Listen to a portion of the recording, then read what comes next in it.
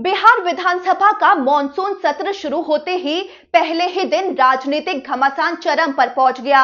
इस दौरान ओवैसी की पार्टी ने खुलकर ऐलान कर दिया कि वो भी राहुल गांधी और तेजस्वी यादव वाले महागठबंधन के साथ है। वहीं तेजस्वी यादव ने वोटर लिस्ट के विशेष गहन पुनरीक्षण पर खुलकर सरकार से जवाब मांगा और तेजस्वी यादव ने चेतावनी भी दे डाली।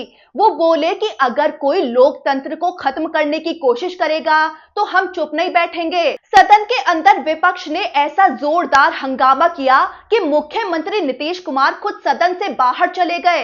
कांग्रेस नेताओं का गुस्सा भी चरम पर रहा। उन्होंने तो खुलकर चेतावनी दे डाली। उन्होंने कहा कि हम सदन को चलने ही नहीं देंगे जब तक सरकार अपराध, बेरोजगारी और पलायन पर जवाब नहीं देती। पहले ही दिन वोटर लिस्ट, कानून व्यवस्था और महंगाई जैसे मुद्दों को लेकर विधानसभा के अंदर और बाहर विपक्ष के विरोध ने साफ कर दिया कि ये मॉनसून सत्र चुनाव से पहले सरकार और विपक्ष के बीच सीधी टक्कर का मैदान बनने वाला है। तो जैसे ही विधानसभा अध्यक्ष नंद किशोर यादव ने कार्यवाही शुरू की, विपक्ष ने हंगामे की शुरुआत कर दी। अध्यक्ष के संबोधन के दौरान ही विपक्ष के कई नेता नारेबाजी करते रहे। तेजस्वी यादव ने इस मौके पर विपक्ष की मंशा को साफ करते हुए कहा कि आज से विधानसभा सत्र शुरू हो गया है। हमारी मांग है कि विधानसभा में विशेष गहन पुनरीक्षण पर चर्चा हो। वो आगे बोले कि बिहार लोकतंत्र का उद्गम स्थल है और अगर कोई यहाँ लोकतंत्र को खत्म करने की कोशिश करेगा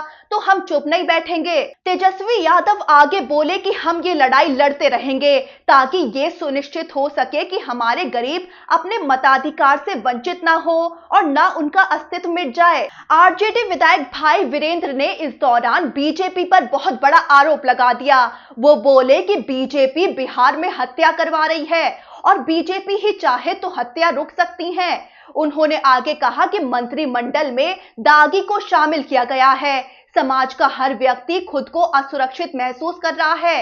इस दौरान उन्होंने दावा कर दिया कि अब की बार महागठबंधन की सरकार बननी तय है। आरजेडी के ही विधायक मुकेश रोशन ने भी दो टूक कहा कि बिहार की खराब विधि व्यवस्था पर हम चुप नहीं बैठेंगे। इस हंगामे के बीच कांग्रेस के प्रदेश अध्यक्ष राजेश राम ने भी मतदाता सूची के पुनरीक्षण पर निशाना साधते हुए हमला बोल दिया। वो बोले कि मतदाता पुनरीक्षण के नाम पर गरीबों का नाम हटाया जा रहा है, विधि व्यवस्था का बुरा हाल है, अपराधियों की मौज है। वो भड़के कि सरकार जवाब दे वरना हम सदन चलने ही नहीं देंगे। तो कांग्रेस ने एक तरह से खुली चेतावनी दे डाली है। कांग्रेस के ही विधायक विजय शंकर दुबे ने सख्त लहजे में चेतावनी दे डाली कि हम सदन को चलने नहीं देंगे जब तक सरकार अपराध, बेरोजगारी और पलायन के मुद्दों पर जवाब नहीं देती। वो बोले कि बिहार में कानून व्यवस्था पूरी तरह चरमरा गई है। सदन के अंदर ही नहीं बाहर भी विपक्ष ने मोर्चा खोल दिया। सीपीएम के विधायक काले कपड़े पहनकर विधानसभा पहुंचे और विरोध दर्ज कराया। सीपीएम विधायक सत्यदेव राम ने एसआईआर को लेकर कहा कि सरकार एनआरसी लागू कर रही है, वोट बंदी की जा रही है, गरीबों का नाम काटा जा रहा है, उनके लोकतांत्रिक अधिकारों का हनन किया जा रहा है। इसी दौरान ओवैसी की पार्टी एआईएमआईएम के अख्तरुल ईमान ने साफ कर दिया कि वो महागठबंधन के साथ हैं। अख्तरुल ईमान बोले कि सांप्रदायिक शक्तियों के खिलाफ हम महागठबंधन के साथ हैं। वो बोले कि मतदाता पुनरीक्षण आम लोगों को वोट के अधिकार से वंचित करने की साजिश है। समाज के सच्चे नागरिक और गरीबों का नाम हटाया जा रहा है। इसी बवाल के बीच विपक्ष के नेता हाथों में पोस्टर और बैनर लेकर सरकार के खिलाफ नारेबाजी करते रहे। बीजेपी मंत्री जीवेश मिश्रा पर लगे आरोपों को लेकर महागठबंधन के विधायकों ने उनके इस्तीफे की मांग भी की।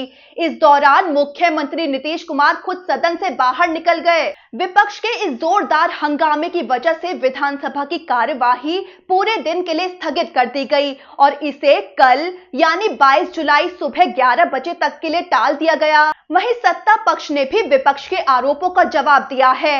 बीजेपी विधायक हरीश भूषण ठाकुर का कहना है कि सरकार हर जनहित मुद्दे पर जवाब देने को तैयार है। विपक्ष का स्वभाव हंगामा करना है। उनका कहना है कि आज बिहार में संगठित अपराध नहीं है और हर वारदात पर पुलिस कार्रवाई कर रही है। अब आपको बता दें कि इस मॉनसून सत्र की राजनीतिक अहमियत इसलिए और बढ़ गई है क्योंकि ये सत्र आने वाले विधानसभा चुनाव से पहले का आखिरी सत्र है।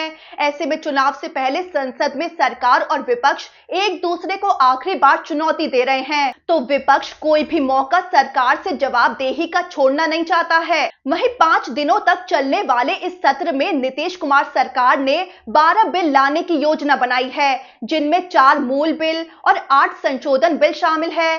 सरकार इन बिल को विधानसभा और विधान परिषद दोनों में पास करवा कर लागू करवाना चाह रही है।